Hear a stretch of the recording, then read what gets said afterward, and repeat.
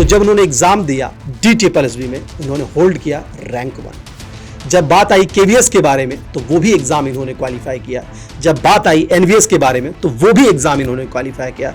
जब स्टेट की बात आई तो स्टेट के बारे को भी क्वालिफाई किया। बीटेक में एडमिशन लिया और उसका एक ही मकसद था कि मुझे PGT कंप्यूटर साइंस बनना है। स्टेट एक ऐसा एग्जाम है, अभी बिहार में ये एग्जाम हुआ और कंप्यूटर साइंस में मतलब बहुत ज़्यादा रुझान है बच्चों का। कोविड के टाइम पे ना एक माइंडसेट सा चेंज हो गया कि प्राइवेट जॉब के कंपैरिजन में गवर्नमेंट जॉब को लोग करना प्रीफर करते हैं, क्योंकि जाहिर सी बात है कि जो भी गवर्नमेंट एग्जाम ऑन शेड्यूल नहीं है, तो क्या बच्चों को पेशेंस रखना चाहिए, अपॉर्चुनिटीज है। अभी का टाइम ऐसा है कि कंप्यूटर साइंस में इतनी ज़्यादा अपॉर्चुनिटी है कि कब वैकेंसी आ जाए और कब एग्जाम आ जाए उसका कुछ पता नहीं होता। साक्षी, एक बार मेरे को ये बताइए कि आप प्रिपरेशन का रिसोर्स कैसे रखते, कहाँ क्या क्या रिसोर्सेज थे आपके? अड्डा 247 से भी जितना भी रिवीजन वीडियो मिला, क्वेश्चन प्रैक्टिस की वीडियो मिली, फ्री रिसोर्सेज का मैं यूज़ किया करती थी। और वो प्रैक्टिस के लिए यूज़ करती थी। और आपकी वीडियोज़ इतनी ज़्यादा है अवेलेबल कि पेड कंटेंट की नीड नहीं है।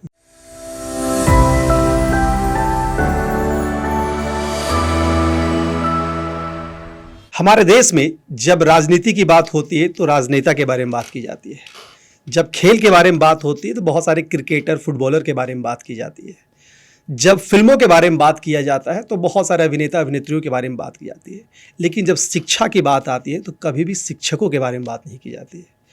आज के सेशन में मैं आपको मिलाने वाला हूँ एक ऐसे शिक्षक से जिसका बचपन का ही सपना था कि मुझे शिक्षक बनना है, और इसके लिए पता नहीं कब उसे मोटिवेशन मिला उनको, और उन्होंने एक शिक्षा के क्षेत्र में अपना योगदान देने के लिए तैयारी बहुत शुरू से कर चुकी। सुविधाओं की कमी थी और कमी इतनी ज़्यादा थी कि मूलभूत आवश्यकताएं भी पूरी नहीं हो पाती थी। अगर मैं बात करूं तो मूलभूत आवश्यकता में किताब कॉपी की भी दिक्कतें आ रही थी। लेकिन अगर आपके मन में दृढ़ इच्छा है, कहा जाता है हमारे देश में कि अगर आपकी जहाँ चाह वहाँ रहा, एक ये है। और अगर आप किसी चीज़ को चाह लेते हैं तो पा ज़रूर लेते हैं। तो उनकी इच्छा थी कि मुझे शिक्षा के क्षेत्र में काम करना है। उन्होंने अपनी पढ़ाई स्टार्ट की, बहुत मुश्किलातों से पढ़ाई कंप्लीट की, और सिर्फ ऐसे वैसे जगह से पढ़ाई नहीं की। जो हमारे देश के जो अच्छे संस्थान हैं, एक हमारे देश में ये बहुत बोला जाता है कि सर अगर आपके पास धन की कमी है या संसाधनों की कमी है आपके पास, तो आप अच्छे जगह नहीं पढ़ सकते। लेकिन बहुत सारे ऐसे इंस्टीट्यूशन हैं हमारे पास जो क्वालिटी एजुकेशन देते हैं, और अगर आपके पास प्रतिभा है तो आप वहाँ पे एजुकेशन ले सकते हैं। आपने नाम सुना होगा नवोदय विद्यालय के बारे में। तो उन्होंने वहाँ से अपनी प्राथमिक शिक्षा प्राप्त की। उसके बाद अगर बात किया जाए तो वहाँ से उन्होंने टॉपर, मतलब कह सकते हैं कि उस स्कूल के ये टॉपर रहे। फिर आगे इनकी जब शिक्षा आगे बढ़ी तो इन्होंने कंप्यूटर साइंस को चुना एज अ सब्जेक्ट, और कंप्यूटर साइंस पढ़ने के दौरान भी इनके मन में इच्छा थी कि मुझे एक शिक्षक ही बनना है, और इसीलिए वो उस क्षेत्र में काम करते रहे। उसके बाद उन्होंने बीएड भी किया, और कंप्यूटर साइंस में भी अच्छा कि वो चाहती तो सॉफ्टवेयर इंडस्ट्री में अपना करियर बना सकती थी। वो अपनी कॉलेज की टॉपर भी रह चुकी हैं। ये उनकी जर्नी थी यहाँ तक की बात। अब मैं बात करता हूँ जब वो शिक्षक बन गए। अभी तक तो वो एक छात्रा थी, जब वो शिक्षक बनी तो शिक्षक की अचीवमेंट कोई छोटी मोटी नहीं है। जब एग्ज़ाम देने की बारी आई तो जब उन्होंने एग्ज़ाम दिया PGT teacher exam, PGT computer science DTPSB में, उन्होंने होल्ड किया रैंक 1। जब बात आई KVS के बारे में तो वो भी एग्जाम इन्होंने क्वालिफाई किया। जब बात आई NVS के बारे में तो वो भी एग्जाम इन्होंने क्वालिफाई किया। जब स्टेट की बात आई तो स्टेट के बारे को भी क्वालिफाई किया।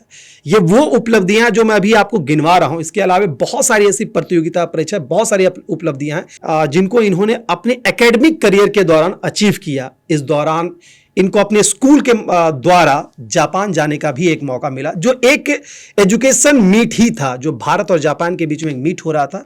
उस दौरान इन्हें जापान जाने का भी मौका मिला। तो एक बहुत बड़ी अचीवमेंट है, और ये बहुत बड़ी, मतलब ऐसा नहीं कि बहुत कॉर्पोरेट स्कूल से पढ़ रही थी। आपने नाम सुना होगा नवोदय विद्यालय, एक हमारे सरकारी संस्था है जो क्वालिटी ऑफ एजुकेशन प्रोवाइड करती है टॉप मोस्ट कैंडिडेट के। तो वहाँ से इन्होंने पढ़ाई की थी। तो इन सारी उपलब्धियों के बाद, और ये मैंने बताया कि जापान जाने के, एजुकेशन मीट में जाने, इसके अलावा बहुत सारी प्रतियोगिता मैं बात करूं, स्पीच प्रतियोगिता नेशनल लेवल पे, पेंटिंग प्रतियोगिता स्टेट लेवल पे, और भी बहुत सारे ऐसी प्रतियोगिताएं जहां पे इन्होंने अपनी प्रतिभा का लोहा मनाया। तो जी हमारे साथ बैठी हुई हैं छात्रा, बताइए। सबसे पहले तो मैं सर को धन्यवाद देना चाहूँगी कि सर ने मुझे यहाँ पर कुछ अपने बारे में बताने का मौका दिया है। और मैं अगर अपने बारे में बताऊं तो मेरा नाम है साक्षी, और मेरी प्रारंभिक शिक्षा जवाहर नवोदय विद्यालय से हुई है। आज मैं जो कुछ भी हूँ सिर्फ नवोदय विद्यालय की देन है। नवोदय विद्यालय में मेरे बहुत सारे अचीवमेंट रहे। उसके बाद उसी स्कूल टाइम से ही मेरा एक सपना था कि मैं पीजीटी कंप्यूटर साइंस बनूं और अपने देश में सेवा दूं। तो इस दौरान मैंने जो भी अपने सपने देखे, फिर वहाँ के शिक्षकों से ये जानना शुरू किया कि कैसे हम टीचिंग करियर में एक आइडियल टीचर बनते हैं। तो हर किसी टीचर से कुछ ना कुछ सीखा और उसके बाद जब मैंने 12th किया तो 12th के बाद बीटेक में एडमिशन लिया और उसका एक ही मकसद था कि मुझे पीजीटी कंप्यूटर साइंस बनना है। तो बीटेक के दौरान भी मैं जनरली अपने क्लास में रैंक होल्डर हुआ करती थी और लास्ट में मुझे फर्स्ट पोजीशन प्राप्त हुआ और जिसके लिए मुझे अवार्ड भी मिला था। ऐसे ही फिर कंप्यूटर साइंस में मैंने एमटेक किया HPTU हमीरपुर से और चूँकि इच्छा ही यही थी कि मुझे एजुकेशन सेक्टर में काम करना है तो इसके लिए मैंने बीएड भी किया। हालांकि उस टाइम पे बीएड करना कंप्यूटर टीचर बनने के लिए कंपलसरी नहीं था, लेकिन फ्यूचर में अगर कुछ करना हो जैसे कि वाइस प्रिंसिपल का पोस्ट हो, प्रिंसिपल का पोस्ट हो या आगे जैसे DSSB में होता है डिप्टी डायरेक्टर ऑफ एजुकेशन होते हैं, तो हर एक पोस्ट के लिए बीएड कंपलसरी है। तो इसीलिए मैंने आगे का सोच करके मैंने बीएड करने का फ़ैसला लिया और बीएड में भी मैं अपने क्लास में फर्स्ट पोजीशन पर थी। तो ये मेरा बेसिकली अपना एकेडमिक का करियर था। उसके बाद मैंने जब बीएड कंप्लीट किया तो बीएड कंप्लीट करने के बाद मैंने तैयारी करना शुरू किया और जहाँ जहाँ विवेक सर चूँकि पढ़ाते थे तो कंप्यूटर साइंस का सोर्स लिमिटेड होता है। तो इस लिमिटेड सोर्स की वजह से मैंने ढूंढना शुरू किया तो संयोग से विवेक सर की क्लास लगभग हर जगह मिल जाती थी। तो मैंने वहाँ से पढ़ना शुरू किया और एक बेसिक कंसेप्ट मेरा क्लियर होता रहा। और जिस टाइम में नवोदय विद्यालय की वैकेंसी आई थी तो मैंने लगभग 3 महीने तैयारी किया, जिससे मेरा नवोदय का पेपर क्लियर हुआ। DSSB का पेपर क्लियर ही नहीं बल्कि इसमें मेरा रैंक 1 आया और इसके साथ साथ KVS का भी मैंने एग्ज़ाम निकाला। हालांकि उसमें फाइनल सिलेक्शन नहीं हुआ लेकिन इंटरव्यू में मैं अपीयर हुई थी। तो ये मेरा नवोदय का 2 पेपर था। ऐसे ही केंद्रीय विद्यालय का 1 पेपर, DSSB का, यानी टोटल 4 पेपर मैंने पीजीटी के लिए क्लियर किया।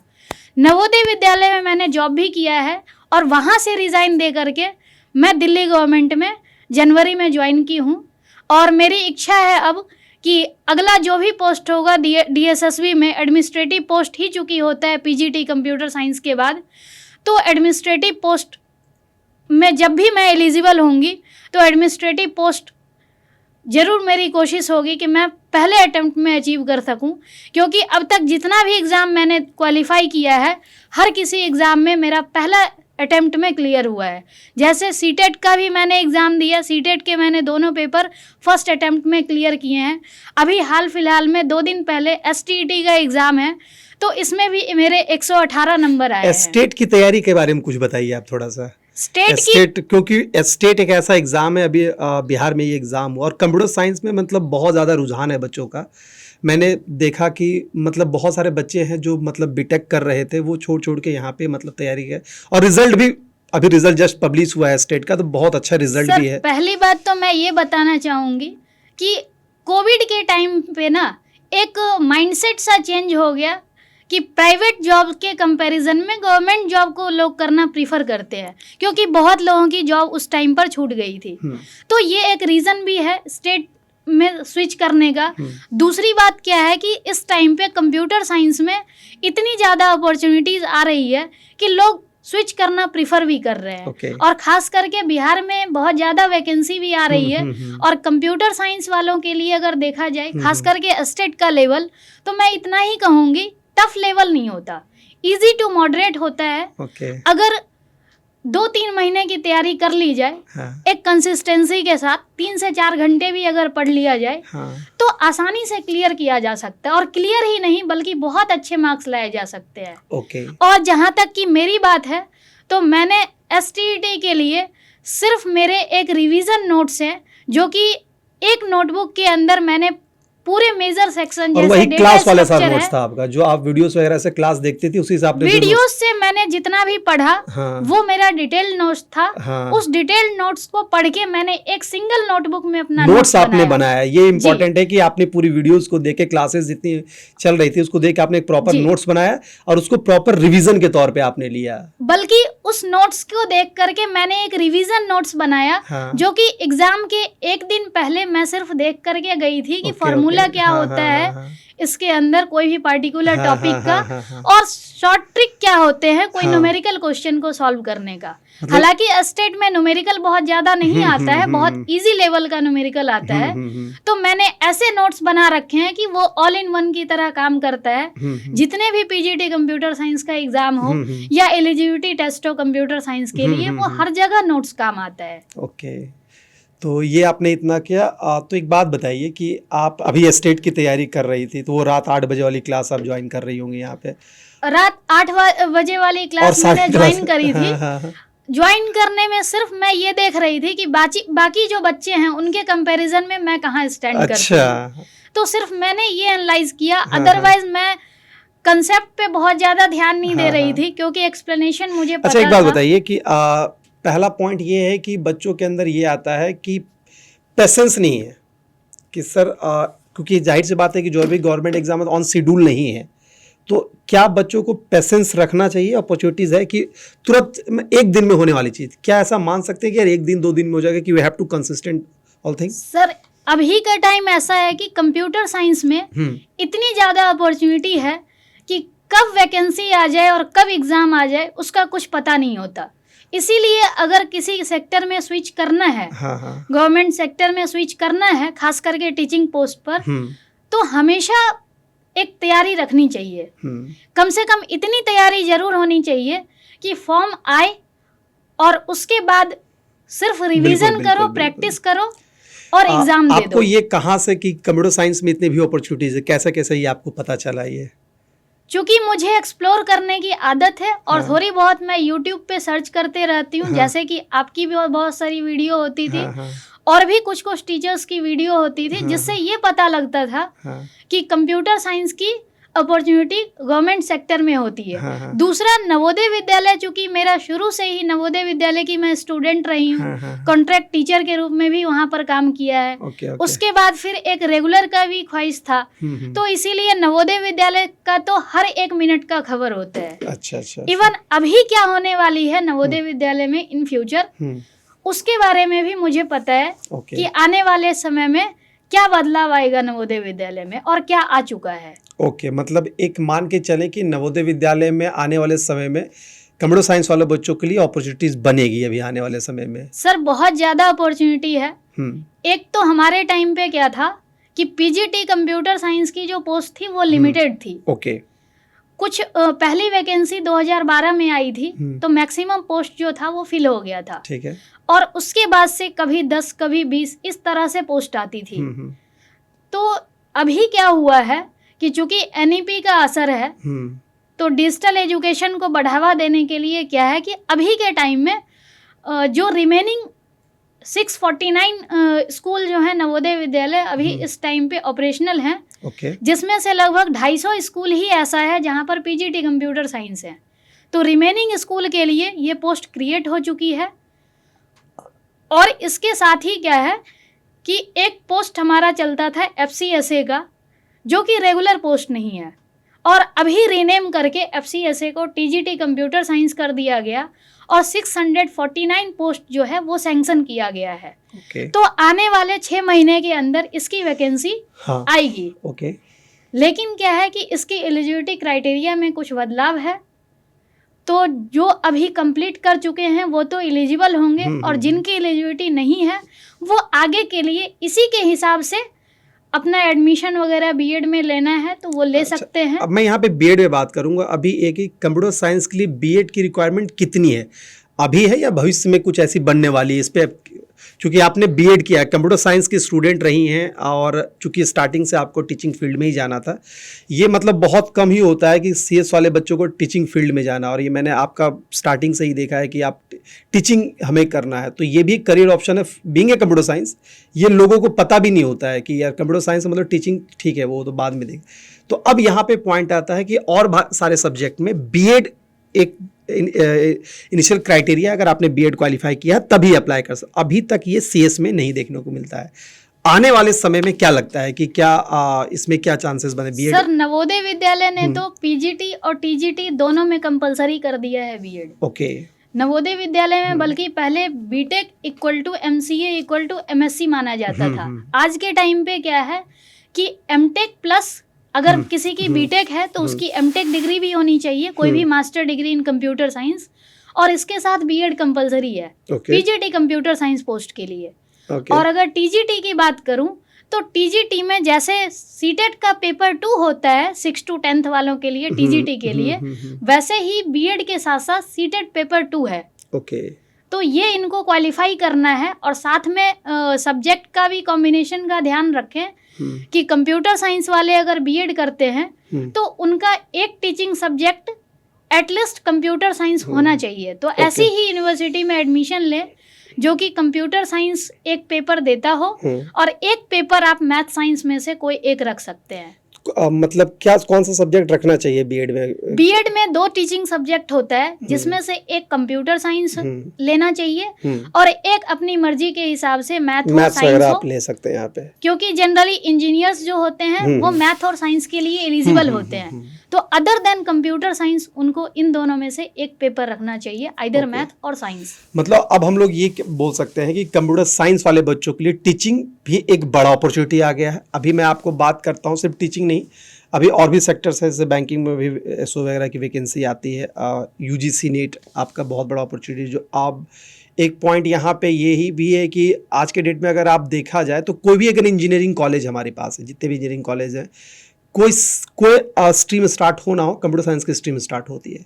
तो अगर आप एक ये भी अपॉर्चुनिटी अगर नेट क्वालिफाइड है तो आपको अपॉर्चुनिटी बीइंग ए टीचर बनती है, नॉट ओनली स्कूल्स, आप आगे भी जा सकते हैं। सर कंप्यूटर साइंस आज के टाइम पे इतना ज़्यादा डिमांड में चल रहा है कि इसका जो स्कोप है प्राइवेट सेक्टर में तो है ही, आईटी कंपनी वो तो पहले से चला रहा है, ये तो बहुत पहले से चला आ रहा है, ये कमी नहीं लेकिन आज का गवर्नमेंट सेक्टर में भी है, टीचिंग फील्ड में भी है, नॉन टीचिंग पोस्ट पर भी है। अच्छा। जैसे इसरो साइंटिस्ट हो गया, उसके बाद जो वावा एटॉमिक रिसर्च सेंटर होता है बीआरसी में हो गया। तो इस तरह से डीआरडीओ में साइंटिस्ट के पोस्ट पे होता है। तो कंप्यूटर साइंस वालों के लिए बहुत ज़्यादा अपॉर्चुनिटी है। और एक और फायदा क्या है कि कंप्यूटर साइंस वाले जो खास करके इंजीनियर्स जिनके पास बीटेक की डिग्री होती है, उनकी डिग्री चूंकि 4 इयर्स की है, तो 4 इयर्स वाले आजकल क्या किया है, न्यू क्राइटेरिया के अकॉर्डिंग नेट में एक चीज ऐड किया गया है कि जिनकी डिग्री बैचलर डिग्री 4 इयर्स की हो, पीएचडी के लिए वो पीएचडी के लिए एलिजिबल हैं, लेकिन कंडीशन ये है कि 75% उनकी बीटेक में या बैचलर डिग्री जो 4 इयर्स है इसी वर्ष से ये इम्प्लीमेंट। तो यहाँ पर भी है, डायरेक्ट बीटेक वाले पीएचडी कर सकते हैं विदाउट मास्टर डिग्री की। ये एक बहुत बड़ी बात हो गई बीटेक वाले स्टूडेंट के लिए। मतलब कहने का मतलब ये है कि आप सिर्फ एक सेक्टर ना देखें, आपके पास मल्टीपल ऑप्शन है। गवर्नमेंट के बारे में बात करते हैं, और चूंकि अब डिजिटलाइजेशन हर जगह हो रहा है। अभी मैं बात करता हूँ, मैं कंप्यूटर टीचर के बारे में अगर बात करता हूँ तो सेंट्रल में आपका केवीएस एनवीएस तो पहले से चला रही है, सबको पता था। आर्मी पब्लिक स्कूल हमारा होता है, ये भी एक है, हर साल EMRS में कंप्यूटर साइंस चल रहा है, उसमें हमारा चल रहा है। अभी स्टेट पे अगर मैं आता हूँ तो बिहार अभी हो गया, आपका राजस्थान है, आप अगर मैं बात दिल्ली सरकार हो गई, इस बार फर्स्ट टाइम उड़ीसा में भी उड़ीसा में होने वाली है, पीजीटी एमपी आपका हो गया, वहाँ पे एमपी सेट करके ऐसा कुछ एग्जाम होता है। तो यानी कहने का मतलब है कि अगर आप कंप्यूटर साइंस की डिग्री आपके पास है तो अब आपके लिए अपॉर्चुनिटी गवर्नमेंट सेक्टर में बढ़ने वाली है। ठीक है, तो आप ये ना समझे कि आपके पास लिमिटेड ऑप्शन है प्राइवेट जॉब से, अगर आप फेड अप हो गए। अब यहाँ पे पॉइंट एक ये भी आता है कि सिर्फ प्राइवेट जॉब में ना कि पैकेजेस वगैरह, तो हर कैंडिडेट की रिक्वायरमेंट, किसी को पैसा चाहिए, किसी को सुकून चाहिए, किसी को घर चाहिए, रिक्वायरमेंट सबकी अलग अलग यहाँ पे होती है। तो ये भी पॉइंट है। मतलब हम अगर बीटेक आप कर रहे हैं, कंप्यूटर साइंस के स्टूडेंट हैं, तो आप इसको भी एज अपॉर्चुनिटी लेके आप चल सकते हैं। सर इस टाइम पे अपॉर्चुनिटीज बहुत ज्यादा है, बिल्कुल, इसीलिए लोगों को अपनी इंटरेस्ट देखनी है कि उनका प्राइवेट सेक्टर में इंटरेस्ट है या गवर्नमेंट सेक्टर में। प्राइवेट में भी है तो कैसी कंपनी में चाहिए, और गवर्नमेंट में भी है तो टीचिंग पोस्ट पे हो, नॉन टीचिंग पोस्ट पे हो, या कौन से अगर टीचिंग में भी हो तो कौन से लेवल पे हो। चाहे वो जूनियर क्लास को पढ़ाने के लिए कैपेबल हो, या 11th-12th के लिए हो, या फिर हायर एजुकेशन में हो, तो अपनी रिक्वायरमेंट के हिसाब से लोगों को सोचना पड़ेगा कि हमें किस साइड जाना है। अदरवाइज अपॉर्चुनिटी की कमी नहीं है इस टाइम पर, अपॉर्चुनिटी सारी हमारी बनी पड़ी हुई है। अब एक बात मैं आपसे ये जानना चाहूँगा कि आप जब पढ़ाई कर रही थी, ये तो आपने अचीवमेंट काउंट करवाया, जितने सारे अचीवमेंट हमने देखा, आप जब पढ़ाई कर रही थी तो आप किस तरह के स्ट्रगल फेस कर पाए? क्योंकि एक हमारे बच्चों का परसेप्शन ये होता है संसाधन की कमी है। आज के डेट में संसाधन कमी, अगर कोई बोल रहा है कि जो पढ़ने के लिए संसाधन नहीं है तो वो झूठ बोल रहा है। मेरे को जहाँ तक लगता है फ्री एजुकेशन पढ़े हुए हैं आप, यूट्यूब पे बहुत सारे हम लोग इतने सारे क्लासेस है यूट्यूब पे पढ़े हुए हैं, ऐप और बहुत अफोर्डेबल चीज़ें पढ़ी हुई है। पहले जो फिजिकल क्लासेस आती थी वो बहुत एक्सपेंसिव होती थी, आजकल ऑनलाइन क्लासेस है, बहुत फिजिबल अमाउंट में हमें वो क्लासेस मिल जाती है। तो रिसोर्स की कमी आपको रही थी उस समय, मतलब स्टार्टिंग में बात कर रहा हूँ, स्कूल के टाइम वाली बात मैं कर रहा हूँ। सर स्कूल के टाइम पे रिसोर्स की कमी 5th क्लास से पहले तक तो जनरली थी। वो तो चलिए प्राइमरी है। 5th क्लास में जब मैंने नवोदय में पढ़ाई किया, हाँ। तो चूंकि वहाँ पर अच्छे टीचर, अच्छा स्कूल, रिसोर्स फ्री, हर चीज मिल जाता था, तो मुझे 12th तक कोई परेशानी नहीं।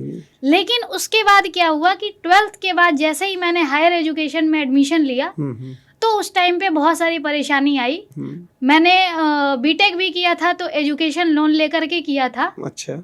और मास्टर डिग्री जो होता है, मास्टर डिग्री के टाइम में भी मुझे फीस में बीटेक के चूंकि मार्क्स अच्छे थे तो कुछ रिबेट मिल गया था। तो इस तरह से मेरी मास्टर डिग्री हुई थी। और जो बीएड किया था वो अपने इनकम से किया था। अच्छा। तो इस तरह से मतलब स्ट्रगल तो रही, फाइनेंशियली स्टडी विद अर्निंग आप पैरेलली कर चुके हैं। मतलब अगर आप पैरेलल अर्न भी कर रहे थे, चूंकि आपने एनवीएस पे भी सर्विसेज करी थी कुछ दिन के लिए कॉन्ट्रैक्ट बेसिस पे, तो आप अर्निंग स्टार्ट करके अपनी पढ़ाई स्टार्ट कर दी थी वहाँ, मतलब प्रिपरेशन आपने स्टार्ट करी थी उस समय। तो इस तरह का स्ट्रगल आज के टाइम पे होता है। हाँ। आज के टाइम पे भी है, डिपेंड करता है कि आप अगर अपने लेवल से ज़्यादा, जितना ज़्यादा आपकी कंडीशन जैसी है उससे अगर एक्स्ट्रा को सोचते हैं तो स्ट्रगल तो करना पड़ेगा। लेकिन ये भी नहीं है कि स्ट्रगल करके कुछ किया नहीं जा सकता। इतनी सारी अपॉर्चुनिटी है, बहुत सारे स्कॉलरशिप टेस्ट होते हैं, उसको क्लियर करके आप अपना फीस कम करवा सकते हो। ओके। तो अगर अपने गार्जियन को सपोर्ट करना है तो ज़्यादा से ज़्यादा मेहनत करनी चाहिए और स्कॉलरशिप टेस्ट पास करनी चाहिए। ये बच्चों में आ गया है ना कि मेहनत थोड़ा सा रेडीमेड वाला है, रील वाला जमाना है, तो थोड़ा कम समय में चाहिए, ज़्यादा 30 सेकंड वाला चाहिए। सर तो अगर डिजिटल की बात कर रहे हैं तो आजकल डिजिटल एडिक्शन चूंकि बहुत ज़्यादा है, लेकिन मेरा यूथ के लिए एक मैसेज होगा, अभी के टाइम जो तैयारी कर रहे हैं या फ्यूचर में करने वाले हैं, उनका ये है कि अभी के टाइम पे डिजिटल रिसोर्स बहुत ज़्यादा है, तो डिजिटल रिसोर्स का फ़ायदा उठाएं, फ़ायदा उठाना भी चाहिए। लेकिन क्या है कि उस टाइम पे जो भी इनका इलेक्ट्रॉनिक गैजेट है सारा नोटिफिकेशन ऑफ होना चाहिए। किसी तरह का क्लासेस भी मोबाइल पे ही आ रही है, जिस तरह से जो डिस्ट्रैक्शन होता है उसको अवॉइड करना चाहिए। हर चीज ऑफ करना चाहिए। सिर्फ जहां मतलब है, अगर हमें यूट्यूब की क्लास लेनी है तो हमें यूट्यूब का नोटिफिकेशन ऑन रखना चाहिए। बाकी व्हाट्सएप हो, टेलीग्राम हो, फेसबुक हो, 1000 ग्रुप ज्वाइन करने से कोई फ़ायदा नहीं है। उससे बेटर है कि जिसके आपको कंटेंट अच्छे लगते हैं आप उन पे भरोसा कीजिए और कोई पार्टिकुलर टीचर को आप फॉलो कीजिए। अगर आपको लगता है कि खुद से सेल्फ स्टडी से नहीं हो पा रहा है तो भरोसा रखना ज़रूरी है, और भरोसा करके और जितने भी माइंड डाइवर्ट करने वाली चीज़ें हैं उनसे आप दूर रहिए। माइंड डाइवर्ट तो होता ही है, जैसे कि एक फ़ोन अब है कि फ़ोन में क्लास फ़ोन में ही आ रहा है तो अचानक कोई नोटिफिकेशन है, बच्चा स्विच आउट कर जाता है, तो उसके लिए ही नोटिफिकेशन हमेशा ऑफ रखना चाहिए। तो ये माइंड कंट्रोल बहुत जरूरी है यहाँ। माइंड कंट्रोल बहुत जरूरी है, क्योंकि नोटिफिकेशन में क्या होता है कि अगर हमारा ध्यान जाता तो पता नहीं चलता कि कितना टाइम निकल चुका है। और टाइम देखने के बाद लगता है कि अरे इतना टाइम निकल गया। और उतना देर अगर क्लास देख लो तो जरूर कुछ फायदा होता है। अच्छा। तो इसीलिए नोटिफिकेशन तो बंद रखना चाहिए और टाइम मॉनिटरिंग आपको करना चाहिए और टाइम एक प्लानिंग करनी चाहिए। मेरा तो ये मकसद है कि पढ़ने की प्लानिंग नहीं होनी चाहिए, जो टाइम आपका वेस्ट हो रहा है उसकी प्लानिंग करना चाहिए कि कम से कम वेस्ट हो, ताकि बचे हुए टाइम में आप पढ़ें। प्लानिंग टाइम की नहीं होनी चाहिए, काम की प्लानिंग होनी चाहिए कि इतना हमें काम टास्क की कंप्लीट प्लानिंग होनी चाहिए, और साथ में जो आपके टाइम के जो वेस्टेज हो रहे हैं इधर उधर, उसको मैनेज करने का प्लान होना चाहिए। ओके। हमेशा कुछ ऐसा काम करना चाहिए जिससे कुछ आउटपुट निकले। अगर इंटरटेनमेंट भी करना है तो उससे भी कुछ आउटपुट मिलना चाहिए। आप अल्टीमेट आपका गोल होना चाहिए कि आप कुछ सीख रहे हैं। ओके। तो अगर कहा जाए तो कहने का मतलब ये है कि आपको 2-3 चीज़ों पे काम करना है। टाइम मैनेजमेंट हो गया, टाइम मैनेजमेंट हो गया, और एक पॉइंट है कि अगर आप किसी चीज़ की कमी है तो ऐसा नहीं है कि आप चीज़ें रुकेगी, आपके लिए रिसोर्स मिलेगा। रिसोर्स। आप अपना एक ट्रिप के बारे में बताइए, जो स्कूल के थ्रू आप ट्रिप पे गई थी, तो वो क्या था वो चीज़ पूरा? बेसिकली एक एजुकेशनल टूर था। हाँ। और एजुकेशनल टूर जो होता है, एक्चुअली 2011 में क्या हुआ था, जापान में भूकंप आया था। तो बहुत बुरे तरह से भूकंप आया था, वहाँ पर बहुत ज़्यादा डैमेज हो गया था उस एरिया में। तो इंडिया का सपोर्ट रहा था, इस वजह से उनकी कमिटमेंट थी कि हम इंडिया के स्टूडेंट को हर ईयर जापान विजिट कराएंगे। तो उस ड्यूरेशन में क्या होता था कि 92 पार्टिसिपेंट्स हम इंडिया से सिलेक्ट करते थे, मतलब जो भारत सरकार है वो सिलेक्ट करते थे, और उनके साथ 4 जेंट्स टीचर और 4 लेडी टीचर, टोटल 100 का ग्रुप होता था। और उसको हर साल जापान विजिट कराया जाता था। तो उसमें एक क्राइटेरिया होता है कि या तो स्टूडेंट का कुछ बहुत ज़्यादा अचीवमेंट रहा हो जिससे कि स्टूडेंट को इंडिया लेवल पे रिकॉग्नाइज किया गया, नहीं तो स्कूल को रिकॉग्नाइज किया जाता है। तो सिलेक्टेड स्कूल को अपॉर्चुनिटी मिलती है कि आप अपने स्टूडेंट को नॉमिनेट कीजिए। तो डिजर्विंग स्टूडेंट को स्कूल वाले नॉमिनेट करते हैं, उनकी प्रॉपर फाइल बन के जाती है।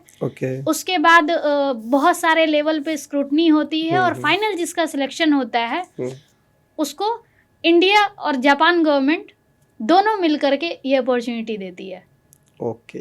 और जिसका कोई भी खर्च जो होता है वो स्टूडेंट को बियर नहीं करना पड़ता, गवर्नमेंट करती है, गवर्नमेंट देती है। ओके। तो कहने का मतलब ये है कि आपके अंदर अगर प्रतिभा है तो आप रुकेंगे नहीं, हमेशा ऐसे आगे ही बढ़ते रहेंगे। तो साक्षी, एक बार मेरे को ये बताइए कि आप प्रिपरेशन का रिसोर्स कैसे पाए, कहाँ से क्या क्या रिसोर्सेज थे आपके? आप पीजीटी कंप्यूटर साइंस रैंक 1 है DSSB, तो इसको अचीव करने के लिए आपके संसाधन क्या थे? सर, मेरे जो संसाधन थे, जो मैंने अपने बीटेक टाइम पे थ्योरेटिकल पढ़ा था कंसेप्ट, उसको रिवाइज किया। ठीक है। और ऑनलाइन कंटेंट के मामले में अगर देखा जाए तो मुझे अड्डा 247 से भी जितना भी रिवीजन वीडियो मिला, क्वेश्चन प्रैक्टिस की वीडियो मिली, और ऐसे ही सिमिलर और भी कहीं कंटेंट मिलते थे, तो मैं उसका फ्री रिसोर्सेज का मैं यूज़ किया करती थी। अच्छा, और वो प्रैक्टिस के लिए यूज़ करती थी। अच्छा। कंसेप्ट के लिए होता था, कंसेप्ट के लिए चूंकि इंटरनेट अवेलेबल है, अपनी करिकुलम की बुक्स अवेलेबल थी, तो चूंकि उसको मैंने डीपली पढ़ा था अपने पढ़ने के टाइम पर, तो मुझे उस बुक के साथ ट्यूनिंग अच्छी थी। तो मैं वहाँ से पढ़ाई करती थी। लेकिन प्रैक्टिस रिसोर्स जो होता है वो मैंने आपके कंटेंट या अड्डा 247 पे और भी सर की वीडियोज पढ़ी हैं कंप्यूटर साइंस की, तो उससे मैंने काफी प्रैक्टिस किए थे। ओके। और टेस्ट सीरीज वगैरह? फिर आप टेस्ट सीरीज मैंने एक भी टेस्ट सीरीज नहीं लिया था।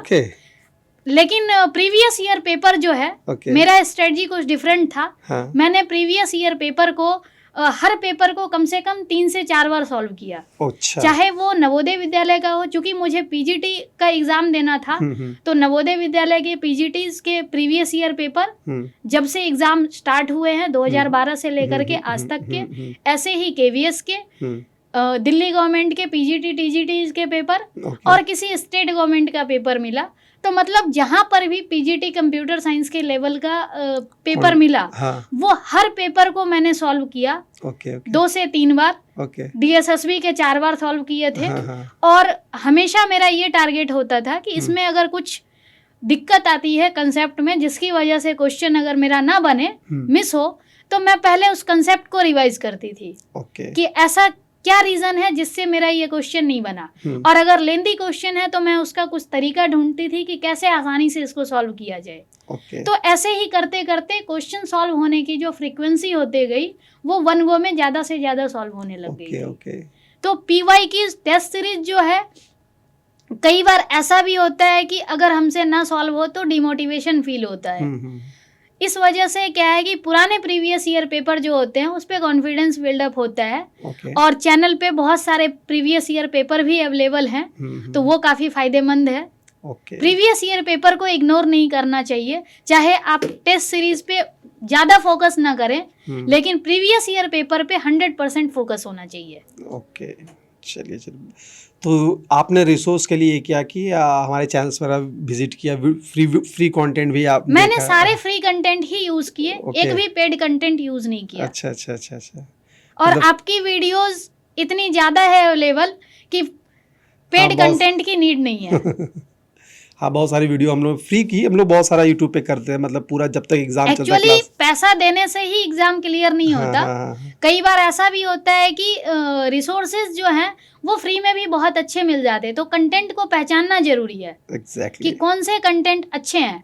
दूसरा क्या है कि फ्री में नहीं समझ में आए तो कई बार आप पेड भी ले सकते हैं, वो आपकी इफिशियंसी पे डिपेंड करता है कि आप कैसे कंटेंट को लाइक कर रहे हैं। अदरवाइज अगर आपके पास रिसोर्सेज नहीं है, संसाधन की कमी है, पैसे की कमी है, तो आप फ्री रिसोर्सेज से भी कर सकते हैं।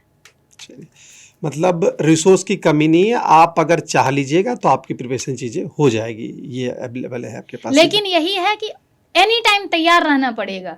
हाँ, कि आने वाले टाइम में वैकेंसी आएगी और उसके बाद हमें तैयारी करके पेपर निकालना है। हमें हमेशा ये सोचना है कि जो दूसरे लोग हैं उनसे आगे रहना है। बहुत सारे ऐसे भी बच्चे होते हैं जो पेपर आता है, वैकेंसी आती है तो तैयारी स्टार्ट करते हैं। तो उनकी भीड़ में रहने का फायदा नहीं है। हाँ। हमेशा उनसे आगे रहो जो आपके कंपटीशन में आने वाले हैं। तो उसके लिए मेन फोकस यही होना चाहिए कि आप अपनी तैयारी पहले से रखो।